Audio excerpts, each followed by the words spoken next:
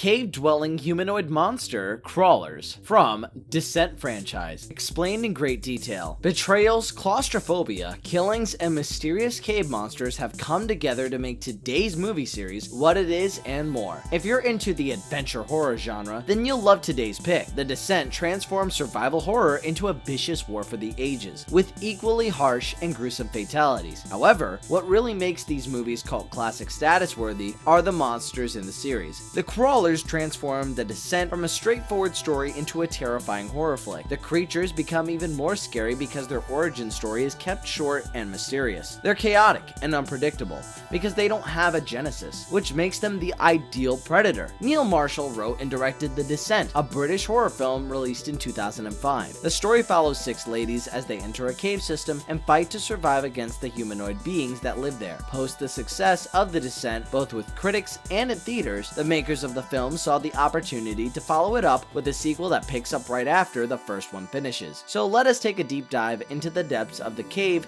and take a look at the spine-chilling monsters that lie in the wait. Before we go into our explanation, we have a very small request. If you like our content, please support us by subscribing to our channel. This is a small click for you, but for us, it means a lot. Thank you. Let's begin.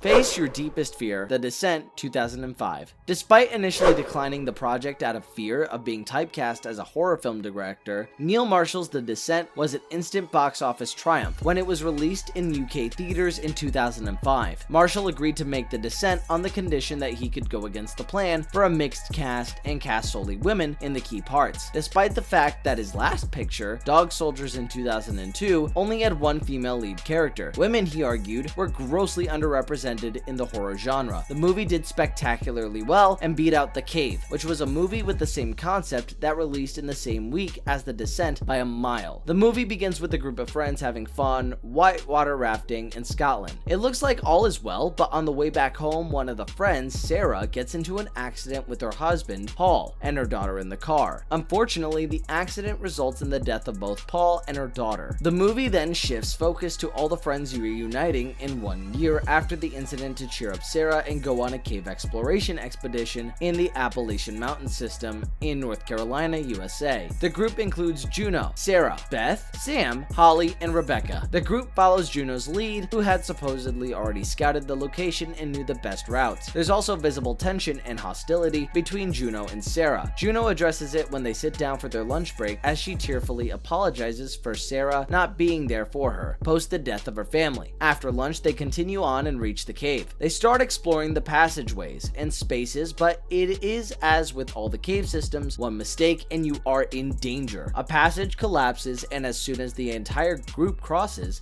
with Sarah making it through the nick of time. Holly made the mistake of rushing into a tiny crevice, and they all paid the price for it. Juno admits after a heated debate that she has taken them into an undiscovered tunnel system rather than the extensively explored cave system called Borum Caves that they had prepared for. Only a few people knew about their expedition, and they believe they're in the other cave system, making rescue difficult. They're now trapped and can't get out. The filmmakers decided that filming in a cave would be too perilous. It would also take far too long, so they decided to build one instead. For the film, 21 different cave sets were built. These were meticulously repeated with various camera angles, set dressing, and lighting to create an almost infinite network of interconnected tunnels and caves. For the authenticity, the creators frequently confined the illumination of the sets to flashlights, helmet lights, and light sticks that the protagonists brought with them. Juno tells them that their only hope for survival is to keep moving and find a passage that will lead them to the surface. She also tells the others that the reason she brought them to this new cave system is because she wanted to discover it with her friends. They all ignore her reasoning, because what she did was extremely reckless and had landed all of them in a huge mess. Juno reveals to Sarah in private that she brought them into an unknown cave in the hopes of rekindling their relationship, but Sarah rejects her. A cave painting and climbing equipment left by a previous visitor are also discovered by the group, implying that there is a second exit. Juno maintains the latter a secret to keep the group's spirits up. Slowly, things start taking a turn for the worse. Holly breaks her leg after falling through a hole. Holly's fracture is stabilized with a splint, and the group decides to carry her. Sarah wanders off while the others assist Holly and notices a pale humanoid figure slipping from a pool. When Sarah gasps, it scampers away into the darkness. Others believe Sarah Sarah is hallucinating, but she believes she saw a human.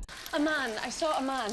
Are you sure? Yes! They are assaulted by one of the creatures shortly after. The crawler shreds Holly's throat as the party scatters. Sarah then trips, falls, and collapses. The sequence in which the woman first saw the crawler through the night vision camera was their first true look at the creature. Neil Marshall had separated the performers so the women couldn't see the costumed monsters before the show. Juno tries to defend Holly from the crawlers, but when she hears a figure approaching from behind her, she whips around and stabs it through the neck with a pickaxe, assuming it is a crawler, but turns out that it was Beth. She falls to the ground. Beth grabs Juno's pendant, but Juno stumbles backwards in horror as Beth reaches out to her. Shocked, Juno leaves Beth to die, and finally tracks down Sam and Rebecca and saves them from a crawler. Juno claims to have discovered a route out, but she refuses to leave without Sarah.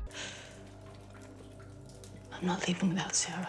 Others hesitantly agree to help her and assist her with the search. Sarah awakens to see Beth, who is mortally injured, telling her that Juno has hurt her and abandoned her. Sarah doesn't believe Beth until she sees Juno's pendant, which shows Juno's involvement with Sarah's husband. Sarah then executes Beth as a mercy killing. She then comes across a swarm of crawlers and destroys them. A large gang of crawlers is pursuing Juno, Sam, and Rebecca elsewhere. Sam and Rebecca die at the hands of the crawlers, and Juno flees by leaping into a chasm. Sarah and Juno run into each other, and Sarah reveals that she knows everything and leaves Juno to die after striking her in the leg with a pickaxe. Even at the end of the movie, we don't know if Sarah managed to make it out or if she hallucinated her escape. Despite the fact that much of the movie is filmed in the cavern's darkness, there is some stunning images in which the group's torches, the infrared on their video camera, and bright red flares are employed as light sources to highlight the wonderful set design. To create the varied spaces, production designer Simon Bowles developed sets of stone walls that were reconfigured into new places for each slot. There are violent scenes at the end of the film, and the color of blood is so rich and saturated, in stark contrast to the cave's gloomy tones, that it makes for some amazing visuals. Equally amazing is the fact that all of the visual effects are real and created through the use of special effects, makeup, and prosthetics. This results in an authentic setting for the characters in the film. You're never dragged out of the movie because something appears to be unrealistic.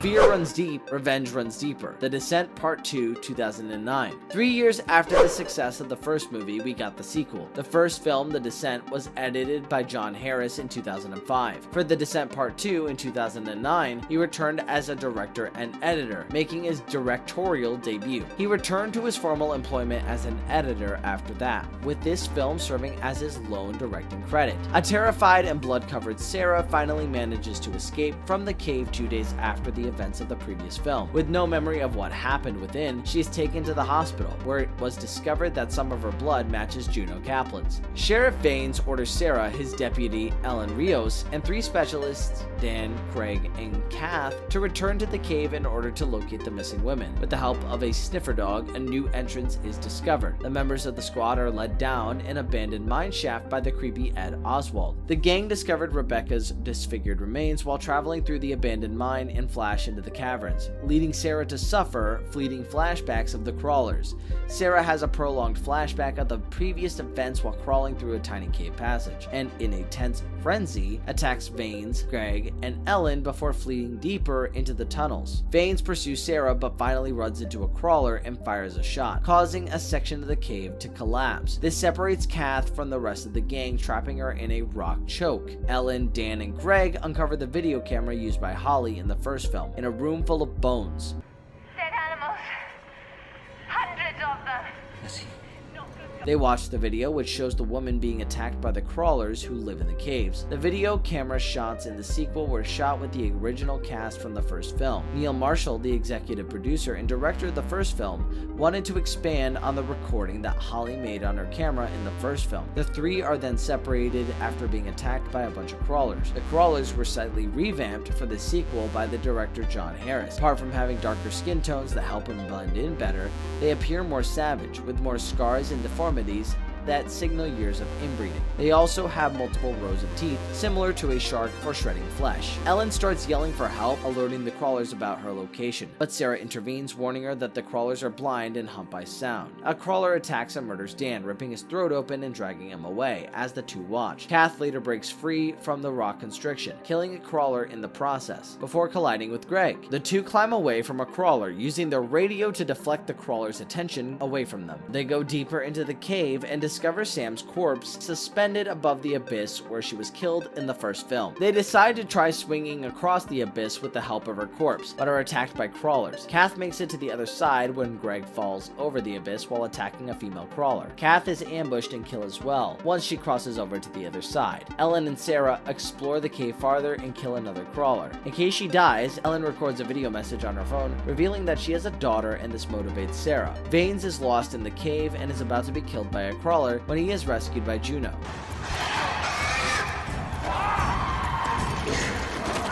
who is revealed to be alive, seemingly mentally disturbed, and skilled at hunting crawlers. The four survivors reunite, and Juno, enraged that Sarah abandoned her, engages in a fight with her right away. Following the brief brawl, they all agree that the best way to survive is to escape and work together. Juno leads them into the feeding pit, where she claims has a passage to the surface that the crawlers use to gather food from the above ground. Sarah's handcuffed to Vanes so she can't abandon them like she did Juno. As they progress, Vanes falls over a ledge, almost taking Sarah with him. However, she begs Juno to help her. Juno ends up ordering Ellen to cut off Vanes' hand to save Sarah from falling as well. Ellen, Sarah, and Juno reach the exit by the end of the film, but are stopped by a small number of crawlers. Juno is seized by a dying Greg as they try to tiptoe around the crawlers, prompting her to scream in astonishment, attracting the attention of the four crawlers. Greg dies soon after, leaving the woman to combat the crawlers alone. Ellen, Sarah, and Juno kill a crawler each in combat. After that, Sarah notices Juno is losing the battle to a much larger crawler than the others and tries to strangle it from behind. The crawler tenses up and cuts into Juno's stomach, and she dies in Sarah's arms.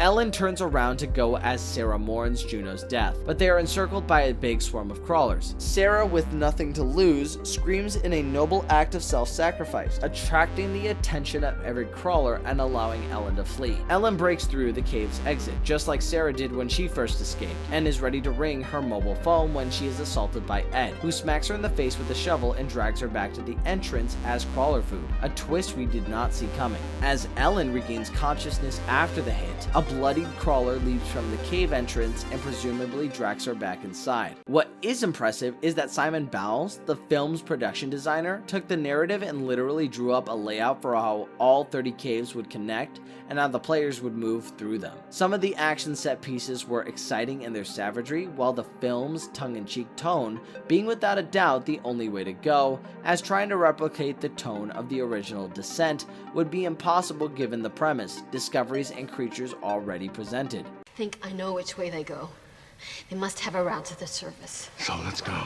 Cave-dwelling humanoids. The crawlers, according to Neil Marshall, are cavemen who have remained underground. According to the director, they spent thousands of years adapting to this environment. They've perfected their adaptations to survive in the cave. They lost their eyesight but have excellent hearing and smell, and they can function in complete darkness. They're also excellent climbers who can scale any cliff face. All of these abilities are showcased in the films as they expertly stalk and then attack their prey one by one, making them terrifying predators. They are freakishly humanoid. The crawlers were initially intended to only be male, but the developers opted to include female and infant crawlers to indicate that the colony was still active, as having only male crawlers would have made no sense to how the colony would have lasted. Paul Hiet, a makeup and prosthetics artist, created the crawlers. The crawler design began as a wide-eyed and more creature-like according to production designer Simon Bowles, but the design was evolved to give a more human aspect. Crawlers had pristine white skin at first, but the appearance was changed to make them appear dirtier. Their skin was originally phosphorescent, but the effect was too brilliant and reflective on the gloomy scene, so it was adjusted to blend into the shadows. To create genuine tension while filming, the crawler design was kept from the actors until they were shown in the scenes where the creatures faced the characters. The hostile species is because of how fiercely territorial they were, especially when faced with intruders in their caves. In fact, a Reddit user even goes so far to theorize that the crawlers were acting entirely out of self-defense. According to that theory, the crawlers' viciousness weakness stems from a territoriality rather than a carnivorous hunger. Even when they devour humans, they do so in a haphazard manner, swallowing the guts without pausing to gnaw bones for marrow or even removing muscle tissue from the limbs. And while the number of bones in the crawler's den is significant, it represents a pathetic record for 10,000 years of continuous predation. Like any other subterranean species, the crawlers are most likely torpid, dumb, and atrophied. While they are capable of spurts of energy, they are likely to sleep for the majority of their lives, despite the fact that humans have gained access to their inner sanctum just a few hundreds of crawlers care to peek out. The protagonists also routinely defeat these unstoppable death machines. It is possible that the crawlers mistook the sacred screams to be a threat and retaliated in self-defense because human meat was clearly not their primary source of sustenance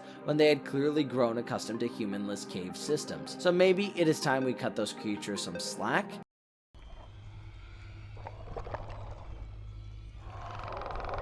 Did Sarah kill the other 5 and hallucinate the crawlers? We've explored the scary monster in the depths of the caves, serving as the main villains in the movie. But what if these monsters were simply a figment of imagination? Well, the internet is always churning out theories that seem rather weird, but upon closer inspection, actually makes sense, and here's one of them. When Rebecca mentions the hallucination, claustrophobia, panic attacks, dehydration, disorientation, paranoia, individual and visual and oral degradation that can occur while spelunking, the potential for hallucinations is planted early in the film. Audiences are aware that Sarah has hallucinations while in the cave. These hallucinations are varying in intensity depending on which ending one chooses to watch. Either a full escape montage or the face of her deceased buddy. As a matter of fact, Marshall stated on the cast commentary for the film that the original edit includes a scene of Crawler emerging in one of Sarah's nightmares. This suggests that the crawlers were supposed to be very unclear because this scenario would confirm that they were within her mind long enough before she entered the cave. In fact, Sarah is the first person to see a crawler, which could indicate one of two things. She could have made them up as a way to rationalize the death of her companions. Another theory is that crawlers do exist in the caves, but they are not the vicious animals depicted on screen. It's possible the first crawler was a source of inspiration. Sarah notices something ominous and protects and projects herself onto it. Another theory explores her mental health, as Sarah is abruptly cut off her medication because she is intended to be a descent on the day journey. The crawlers would be a reflection of her own disconnection from reality. Sarah is seen killing 2 of her companions throughout the descent, indicating that she is capable of violence in both kindness and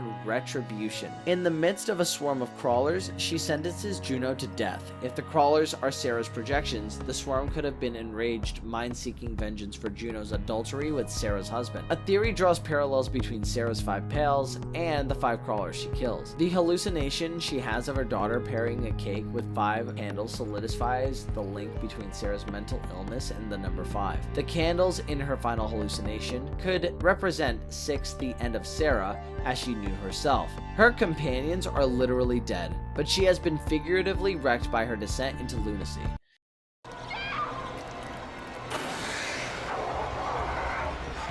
Is there going to be a Descent Part 3? The Descent is regarded as one of the best horror films of the 2000s. With excellent acting and brutal gore, she sacrificed herself to the crawlers in The Descent Part 2, so that Deputy Rios can survive.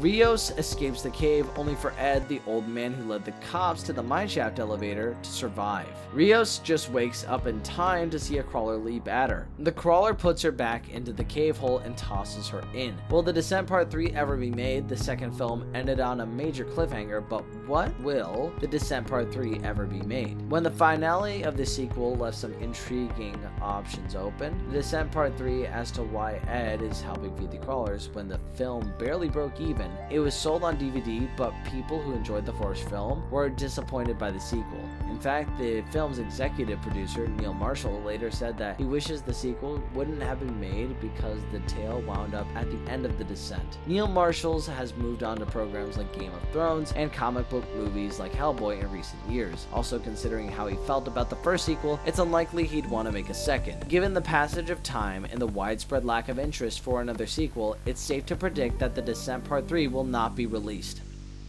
And if you liked our content, don't forget to leave a like and subscribe to us if you haven't already. Have a good one and be safe. Thanks, everyone. 6 girls came down to this cave. 1 came out, covered in